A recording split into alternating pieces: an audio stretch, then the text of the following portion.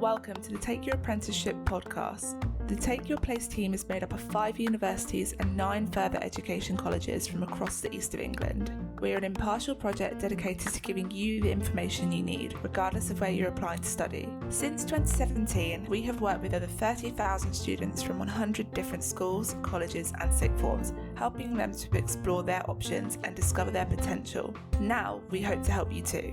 In this podcast series, we will explore all aspects of finding, applying for and succeeding in an apprenticeship. Through talking to experts and current apprentices from a variety of industries, we will help you explore your future apprenticeship options.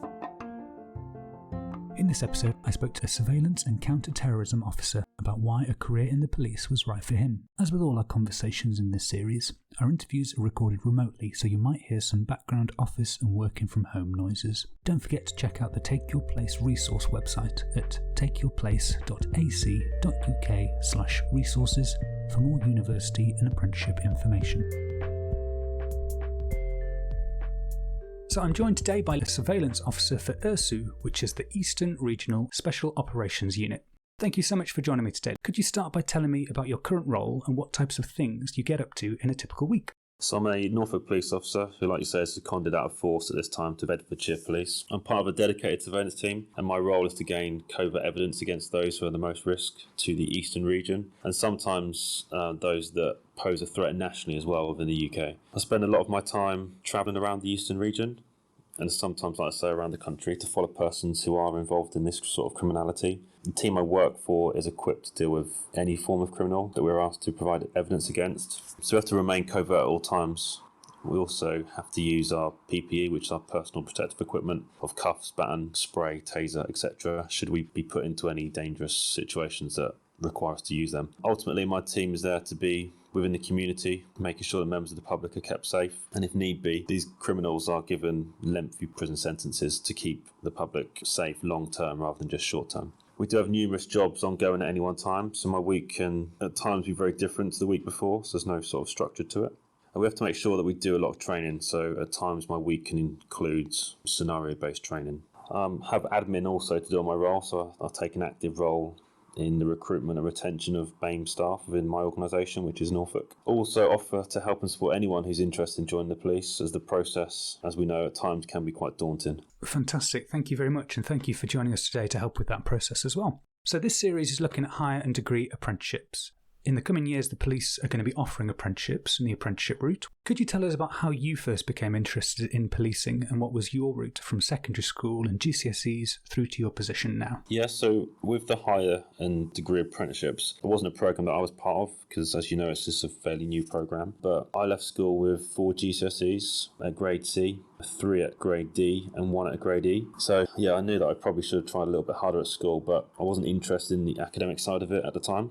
I always wanted to be on the go, and ultimately that led me to being in the role that I'm in at the moment. I knew that the uniform role in the police was a fairly active role and not a role that was sat behind a desk for a long period of time. I did go on to college. I did obtain 2 A-levels by studying the BTEC. It wasn't for a qualification, I had anything to do with the police, but I was simply made to go to college by my parents, so I made the most of it and put much more effort into my college work than I did my school work, and I achieved what I needed to do with the qualifications. Within a few months of leaving college, I did then join the police. I was one of the youngest to join. I was 19 when I actually started.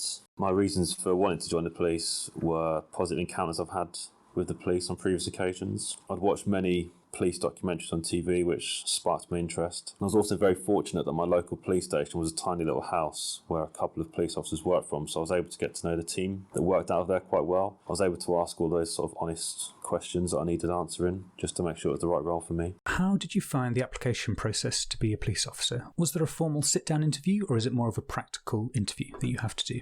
I found the application process fairly straightforward. I remember writing out my examples and previous experiences over and over and asking people to read them and give me feedback. I remember being told to keep it simple, which I did. It took a long while for the recruitment team to update me of the next steps, but I applied at the start of quite a large recruitment campaign 10 years ago. Although from start to finish I still completed it all in just over a year, which I think was quite good. There was an application which I had to do, which was marked. Then there was an assessment centre which included role plays, and there was 4 5-minute long interviews within this assessment centre. It also included a written exercise and a mathematics exercise, which it was fairly simple, to be honest. On completion of that, I was then invited to a formal interview, and I had to prepare a presentation to a panel, and this panel included a HR representative, an inspector, and who was at the time the Assistant Chief Constable. I know that the process is obviously due to change, so my route is going to be very different to how police officers are recruited now, but I'm sure there'll be some similarities. If I can give anyone any advice about the whole process, whatever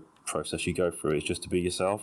I was asked the classic question of why do I want to be a police officer? And I gave a really cheesy and classic response, which I said because I want to give something back to the community, which obviously was true, but it wasn't really me. I followed my answer, or my initial answer, up with my true reasons, and the fact that I want to confront the most harmful criminals in the community that are causing victims of crime, aggravation and upset, and the fact that I want to be an officer that responds to large-scale disorders and the one that attends the burglary to catch the person in the act. So my advice to anyone is just be honest and be truthful and just be yourself. And what do you enjoy most about your job? What types of skills and interests do you think would lend themselves to someone excelling in the police? So I enjoy that I don't really call it work, I call it a career. And it's sort of job that you can just get up in the morning and you haven't got to worry about going to work and you want to go there. Also, if after a few years in a particular department, you want to move to a different department and look at policing from a different point of view, you can. I've always done 2 years in a department and moved on. I went from uniform policing to covert policing, and others will go from uniform policing to detective roles. Uniform policing is, I suppose, a specialism in itself, and some people just want to stay there and they want to work in uniform throughout their career, which is also a really good option. There's also times whilst in a response unit or a uniform role where small projects will get started and you'll be invited to be part of it, so there's lots to get involved in. I'm not sure academically what you need because my process was different to what's current. However, people skills are an absolute must. You must be able to talk with people of all ages, genders, races, religions, etc. And obviously it's of no shock that the police do attend a fair amount of violent crime type jobs, so you also need to be resilient and dare I say thick-skinned. Some of the criminals that we have to deal with use language that would horrify and shock some, so you need to be able to deal with that mentally as well. At times there can be a fair amount of writing, whether that's statement taking or typing up a file or report. Good knowledge of a computer in itself is a skill. I remember being age 19 years old, taking a statement from people who've got several years more life experience than I had, and they'd use words that I just couldn't put into any sort of context, so you just need to have the courage to ask them what they mean. The police is a disciplined organisation, nothing like what it used to be and nowhere near anything like the military. But as a police officer, you will soon get to know the ranking structure and what rank of officer you need to go to for what sorts of problems. I'd urge anyone who's interested in the police to have an informal chat with any police officer that you might know, whether that be a family friend or just your local police officer. Also, myself, you can speak to me if you wanted to. A lot of my friends and family would say that I'm always at work, so in my current role I always work away from home, and I do get asked if I ever have time to spend any of my wages, which I do. My particular role requires me to travel several miles a day. My working day becomes extended from time to time, so what is meant to be a 6 or 8 hour shift can soon turn into a 16 or 18 hour shift. But as a uniform response officer, those extended shifts are much less. I remember there was 5 shifts, so 5 lots of teams, so one team would take over from the next and vice versa. You also learn to become very friendly with those teams, especially ones taking over from you, because they're going to be the ones taking your handovers from you. You do need to understand that there is a shift pattern, but usually you do get to plan around it and get to enjoy your rest days uninterrupted by work. So the current shift pattern is, well, this is for response officers, there's 2 earlys, 2 lates, 2 nights, and the night shifts are all the way through the night. But like I say, you get 4 days off after that, and those 4 days are normally uninterrupted. Unless something really major has happened, a riot or similar, you're not going to get called to work. Great, thank you very much. Loads of really good information there, and thank you for offering to talk to people. What I'll do in the podcast description under here, I'll put some details as to how people can get in touch to have an informal chat with an officer if that's an option, because that would be really useful. So what tips and advice would you give to someone who may still be at school and is listening and really wants to pursue a career in policing? So my advice would be just keep your head down. I know it sounds really crazy, but don't get yourself arrested. And there's a lot of friends at my school and college that are always interested in the police, but had got themselves in just a bit of a silly situation whereby they'd got themselves arrested, and that just causes barriers. So after joining, I was sent to several jobs in schools and colleges where students had just made really bad errors, and sometimes the law just doesn't allow us to deal with it by any other way than a criminal record. So just be selective as to who you hang around with and what activities you might get involved in, and also the activities that others might get involved in. But have fun, because once you join, there's a big responsibility put on you, especially if you joined as young as I did at 19. There's a hell of a load of responsibility on your shoulders now. Do some form of volunteering that you might feel appropriate. So when you apply and you're invited to an interview and they ask you a question similar to what have you done to help your local community, you could or would be able to talk about you're volunteering. It also helps with speaking to people of different ages and different experiences. I'd make contact with whoever your school police officer is or the police officer local to your house. Make them aware of your ambition to join. They may be able to provide you with information on what's current at the time that you apply. Because not much changes, however, the organisational priorities do change, and it's always good to know what our priorities are. You can check them out on the Force website ordinarily. There's loads of information there as well, which would help anyone prepare. Fitness is something else. I would say it's pretty simple, the fitness tests for the police, but as long as you're a fairly active person, you're going to have no issues. But if you're really not very fit, then it's something to bear in mind probably a good few months up to a year before you apply to the police. So I know that you used to be able to do work experience with the police. I don't think you can now, but try and choose a work experience that you're interested in that could be used with the police. So I'm thinking of schools, any sort of social services or councils, anything like that would gear you up towards a role within the police. So let's go back to the application process. When you passed your interview, how long did the training take before you were actually a qualified officer? So from day one as a police officer in training school, it takes 2 years to become a police constable. So you're still a constable within the 2 years, but you're a student officer, or some people used to refer to it as being a probationer. So as soon as you're safe and competent within those 2 years, you'll be sent out on your own dealing with jobs that are coming in on the radio. So you'd be in a bit more regular contact with your sergeant on your team, giving you guidance along the way.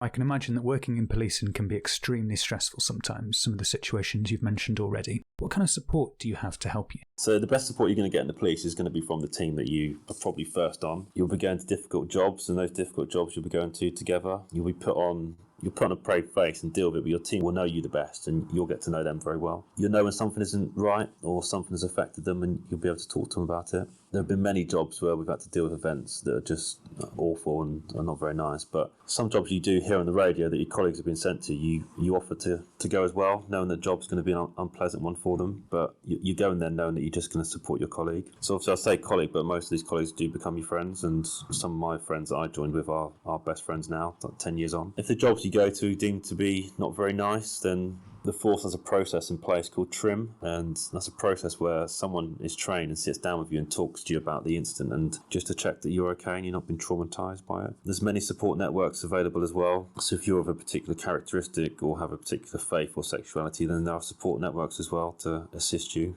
should you need it. But like I say, the people that's going to give you the best support are going to be your colleagues that soon become your friends. Thank you so much for joining me today. Before you go, could you tell us some of the best things that you've had the chance to do or learn through your policing career? So I've had many opportunities in the police, so 10 years of courses and departments and roles, but I've attended several driving courses, so standard response driving course, so blue lights and sirens. The first time doing that was fantastic. It was really exciting. I went on to do the advanced driving course, so much faster paced, faster cars, pursuits, loads more driving tactics and skills in that. A taser course, I'm taser trained, which you're not going to get probably many other jobs apart from probably the military. Sort of specialist method of entry trained, so training to allow us to enter buildings, so putting doors in, as we say. I've gone into covert policing now, so I've learned surveillance skills and covert tactics, and they get taught to us by other partner agencies that also do surveillance. So that's a skill in itself that you could probably not get anywhere else. I've policed many events and concerts. The Radio 1 Big Weekender was one that I remember policing. So these sort of events that you probably wouldn't imagine of policing, you get the opportunities to. I used to always love a good foot chase. Used to always keep me fit, and had a bit of a reputation for chasing after people and always catching the person that runs, so that was always good fun. I think the best thing is meeting the best of friends through the police. Thanks for joining us today.